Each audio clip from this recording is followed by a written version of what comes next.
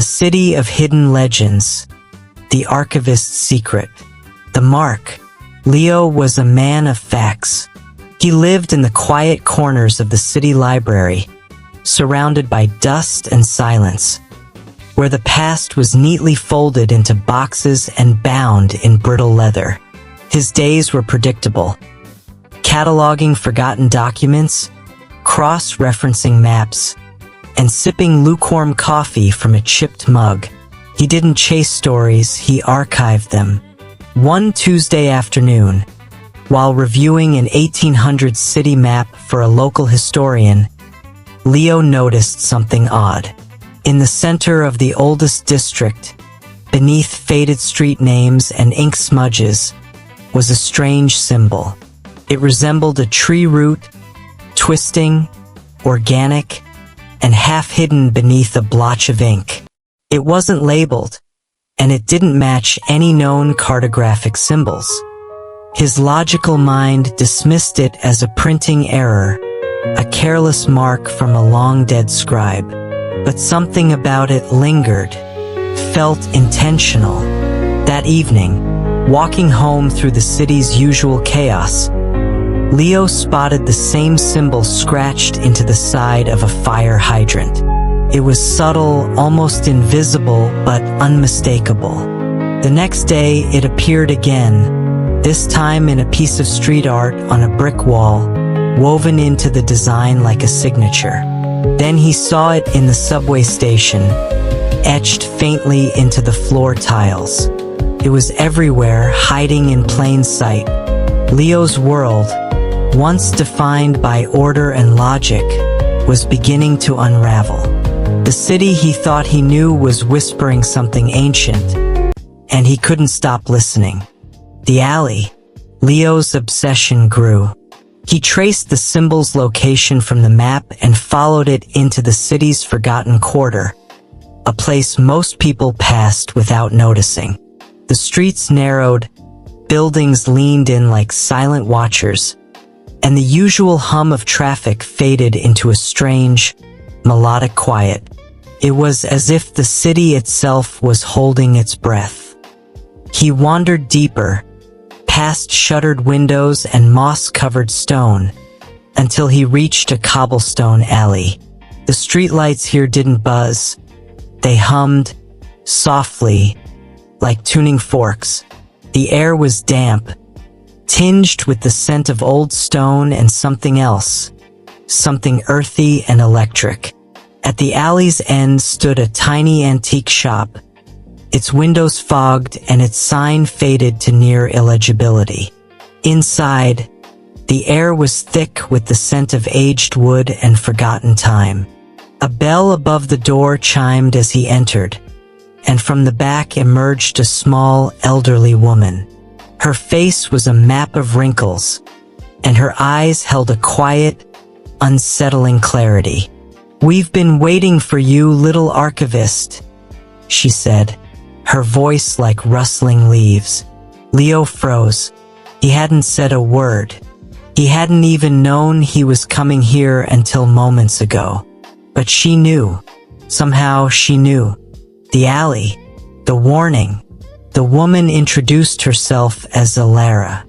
She led Leo through the shop, past shelves of glowing relics and dusty tomes, into a back room that felt older than the building itself. There, she opened a leather-bound book and placed it gently in his hands. "This," she said, "is the true history of the city."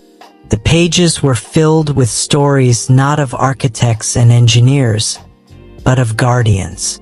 The city's first builders had created more than roads and towers. They had forged a living force beneath the streets, a pulsing energy called the heart. It was their promise to protect the city, to keep it balanced and whole. The symbol Leo had been seeing was their mark, a sign of their oath. Leo's mind recoiled. He had spent his life studying verifiable facts, not folklore. "This is myth," he said, his voice tight. Alara didn't argue. She simply looked at him, her gaze steady. And then the lights went out. Not just in the shop. Outside, the city fell into darkness. No sirens, no car horns, just silence deep and unnatural. Alara's face remained calm, but her eyes flickered with concern. "The heart is weakening," she whispered. "This isn't a blackout. It's a symptom." She handed Leo another book, a journal, its cover worn and its pages filled with frantic, hurried writing. It belonged to a previous archivist, one who had followed the same trail a century ago. The early entries were skeptical, filled with logical doubts. But as the pages turned, the tone shifted. The final line chilled Leo to the bone. "The roots are failing. I must try." The threat.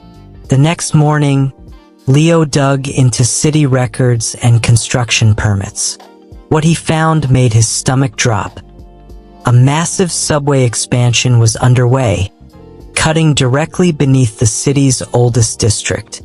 The blueprints showed excavation right where the heart was supposed to be. He raced to the site, heart pounding. The machines were already digging, their engines roaring like beasts.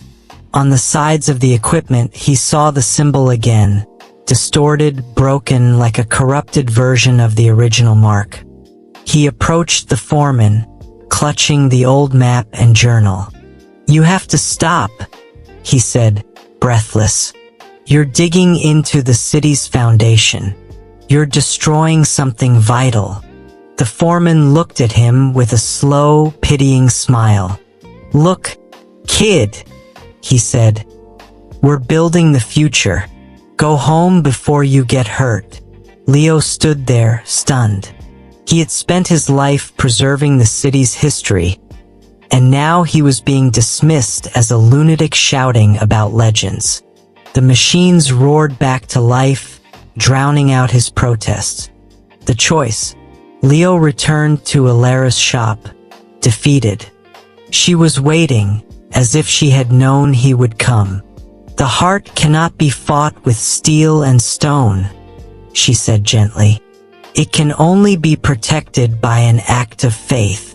She handed him a small, smooth stone. It was cool to the touch, carved from the city's original foundation. "You must place it at the center," she said, "where the river of time flows." Leo stared at the stone.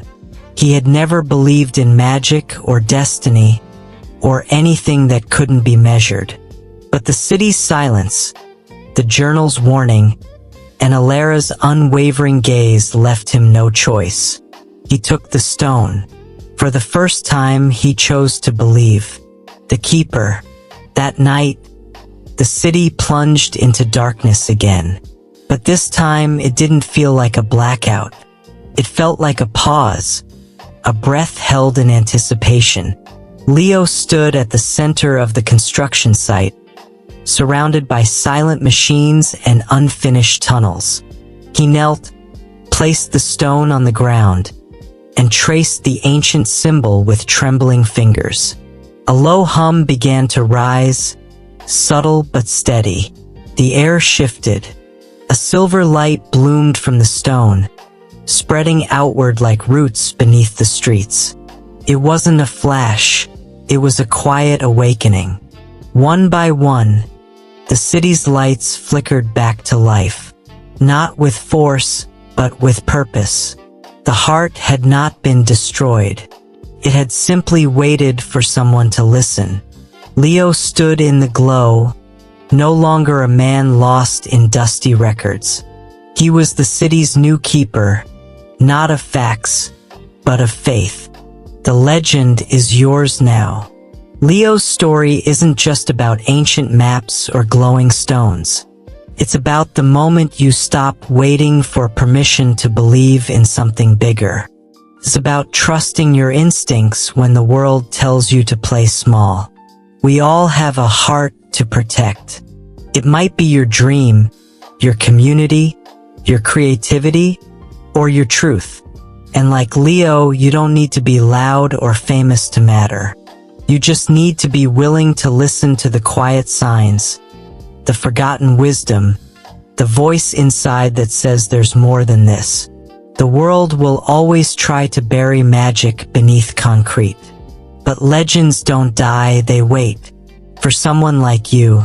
So if you've ever felt like your gifts were too strange, your ideas too wild, or your purpose too uncertain, remember Leo. He wasn't chosen because he was perfect. He was chosen because he showed up. Now it's your turn. Protect what matters. Believe in what you feel. And when the lights go out, be the one who brings them back.